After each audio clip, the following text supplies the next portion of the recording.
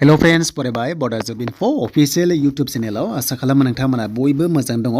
दा मोननै स्किमनि सायाव बिग आपडेट लाबोदों। बेनो जाबाय CMनि आत्मनिर्भर स्किमनि सायाव आरो लोगोसे ग्रुपनि सायाव SSG जाय बिथांमोना मोननो थांगासिनो दङ माखासे राङारि अनसुंथाइ। दा CM बिथाङा मा बुंदों CMनि आत्मनिर्भर स्किमनि सायाव जों बेखौ नायगोन मानोना नोंथांमोना 2 लाखआव नोंथांमोनाहाय 5 लाखसिम मोनगोन। 2 लाखनिफ्राय 5 लाखसिम बिनिफ्राय 50% सुख'नांगोन आरो 50% खौ नोंथांमोनाहाय मोननो हागोन। स' हमना ला 2 लाख मोनोबा 1 लाखखौ नोंथांमोना हरनांगोन आरो 1 लाखखौ नोंथांमोना फ्रियावनो मोनगोन। स' बे जाबाय नोंथांमोननि माखासे स्किमनि सायाव डिटेल्सखौ लाबोदों। एन्ड बेनिफ्राय नोंथांमोना 20 निफ्राय 22नि गेजेराव अरेल टेस्ट लानो गोनां दङमोन। बेखौहाय मेनसन खालामदोंमोन दाखालि एनाउन्स खालामदोंमोन CM बिथाङा। दा बे बेसेबां सैथो जेब्ला गोदान आपडेट फैगोन नोंथांमोना मोनफिनगोन चेनेलावहाय। देन बेनिफ्राय नोंथांमोननि माखासे राङारि अनसुंथाइनि सायाव जे बेयाव स्किमखौहाय नोंथांमोना जाहाथे माबादि कन्डिसन होनोबा नोंथांमोननि गासै टटेल रेजिस्टार जादोंमोन 2,29,145 नाथाय टटेल एप्लिकेसन फाइनाल फर्म साबमिट खालामदों 1,04,091 दङमोन। दा बेनि गेजेराव जायफ्रा फाइनाल फर्म साबमिट खालामदों गोबां चान्सआ दंसै मानोना सेलेक्ट खालामगोन नोंथांमोननिया 2 लाखमोन अब्ला स' गोबां चान्सआ दङ। बेखायनो जायफ्रा फर्म साबमिट खालामदों नोंथांमोना राङारि अनसुंथाइ मोननायनि लामायाव दंखायो।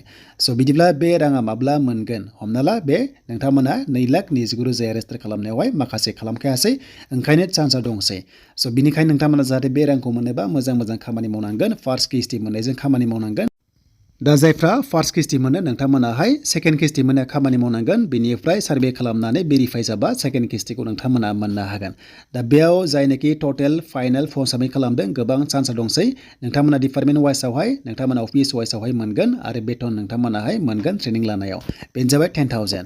स' नोंथांमोनाहाय 1 लाख मोनोबा बे 1 लाखखौ नोंथांमोना सरकारनो हरफिननांगोन 5 बोसोर उनावहाय। अके 50% नोंथांमोना हरफिननांगोन। जेरै हमना ला 2 लाख मोनोबा नोंथांमोना 1 लाख आरो बेखौबो 5 बोसोर उनावसो नोंथांमोना सुख'नांगोन जेब्ला नोंथाङा खामानि मावो। स' बे जाबाय नोंथांमोननि राङारि अनसुंथाइनि माखासे आपडेट। दा बाजेट गैयामोन।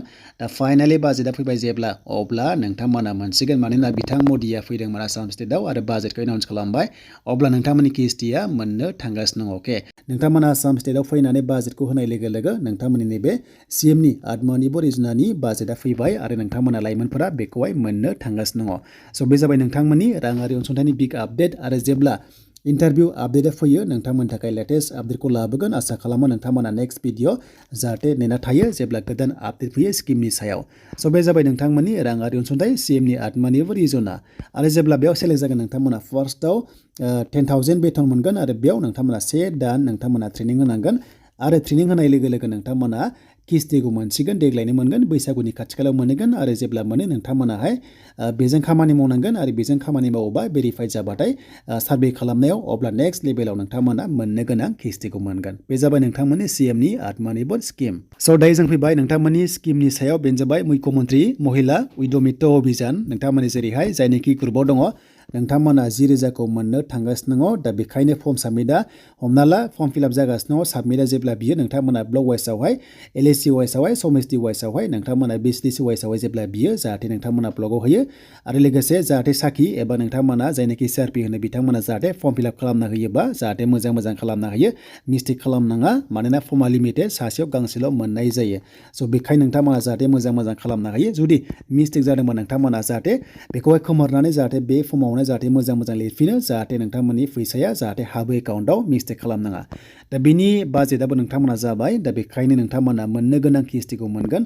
दा बेसेबां मोनगोन होनोबा फार्स्टआव नोंथांमोना 10,000 मोनगोन। अके आरो बे 10,000 एबा 10,000जों नोंथांमोना फार्स्ट बोसोराव सेथि बोसोराव खामानि मावनांगोन आरो सार्भे जानानै जुदि मोजां खामानि मावोबा हमना ला नोंथाङा अमा फिसिनाय स' अमाखौ नोंथांमोना जुदि मोजां फियोबा जुदि नायनानै सरकारा जुदि गोजोनोबा नोंनो सेकेन्ड किस्तिखौ होगोन बेनो जाबाय 25,000। स' 25,000खौ नोंथांमोना मोनगोन आरो 25,000नि गेजेराव नोंथांमोनाहाय सुख'नांगौ जाबाय। दा हमना ला नोंथाङा गासै 35,000 मोनगोन सरकारनिफ्राय। अके एन्ड बिनि गेजेराव 12,500खौ नोंथांमोनाहाय बेंकनो हरनांगोन।